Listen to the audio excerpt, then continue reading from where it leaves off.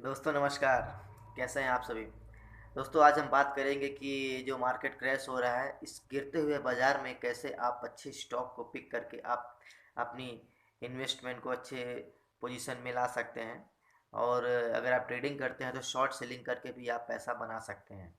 तो चलिए दोस्तों शुरू करते हैं, और जो भी हमारे भाई लोग नए-नए आए हुए हैं, वो चैनल को सब्सक्राइब कर सकते हैं। और हम अपने इस चैनल पे ट्रेडिंग एंड इन्वेस्टिंग से रिलेटेड वीडियो नए-नए लाते रहते हैं, जिससे कि आप लोगों का कॉन्फिडेंस और भी बढ़ता रहे। तो दोस्तों सबसे पहला पॉइंट कि अगर आप इन्वेस्टर हैं और जो भी शेयर अभी आपको बहुत पहले महंगे मिल रहे थे, वो इस समय प्रेजेंट टाइम में बहुत ही समझिए कि 20%, 30%, 40% की गिरावट पे आपको मिल रहे हैं। और जिस शेयर को आप नहीं ले पा रहे थे, जैसे आप समझिए कि बजाज फाइनेंस हो गया, या फिर क्या कहते हैं माइंड ट्री हो गया, या फिर और भी जो भी स्टॉक हैं, अच्छे स्टॉक जिनको आप नहीं ले पा रहे थे, तो ये जो है आपके अनुसार एकदम सही टाइमिंग है। आप इस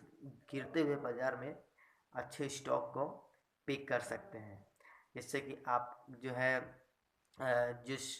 शेयर में अभी आपको अच्छे लगते हैं, जिनका आपको बिजनेस अच्छा लगता है, पहला ये कि दोस्त कि अगर आप उन्हीं शेयर को पिक करिए जिनका बिजनेस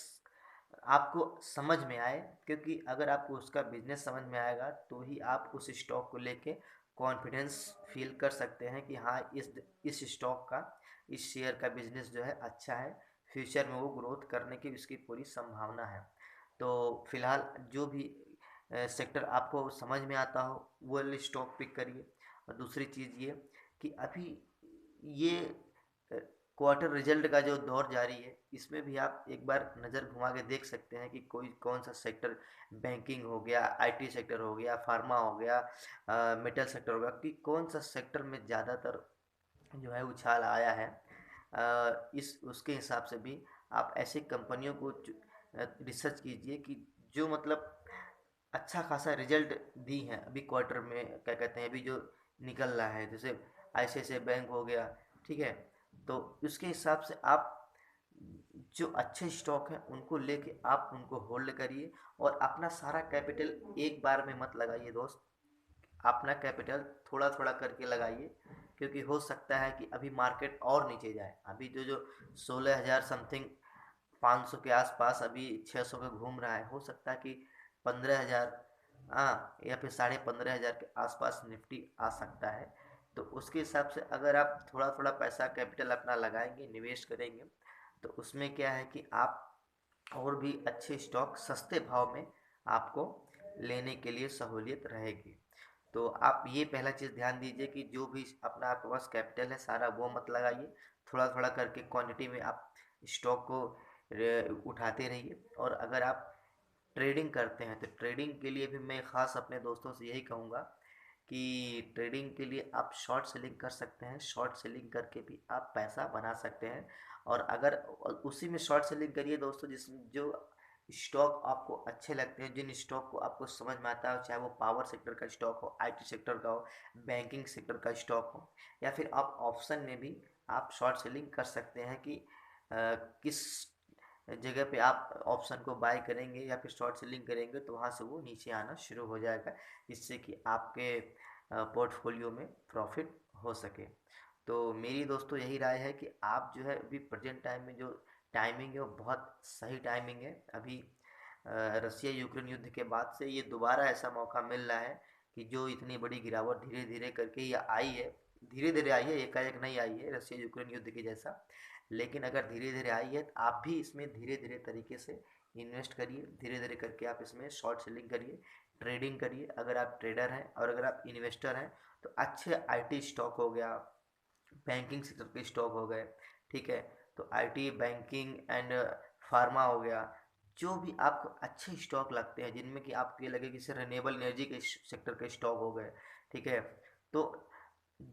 जिसमें आपको ये लगे कि नहीं ये सेक्टर आगे जा सकता है,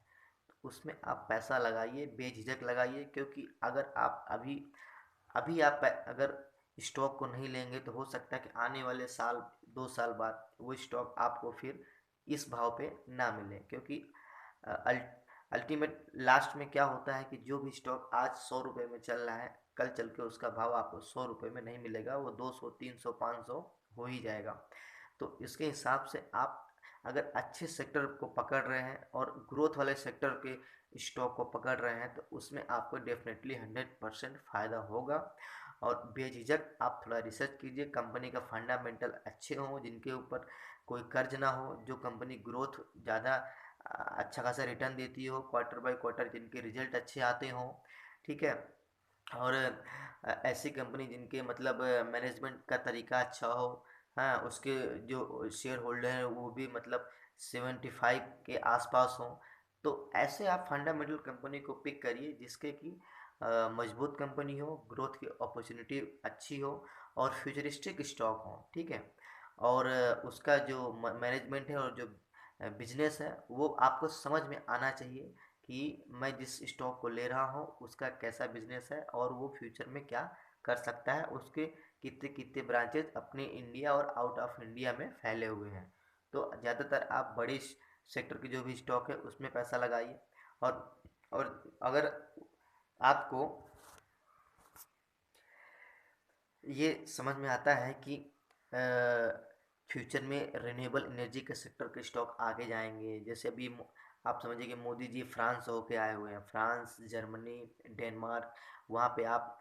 देखे होंगे या फिर आपने आर्टिकल में न्यूज़ पढ़ा होगा कि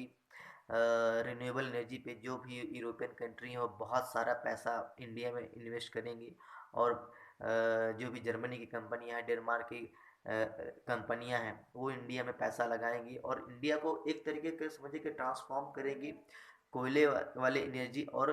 पेट्रोल और डीजल की एनर्जी में। जो पहले हमारे यहाँ पे चलती थी सारी चीज़ें, वो एनर्जी का पूरा एक फार्मूला ही फॉर्मेट ही चेंज हो रहा है।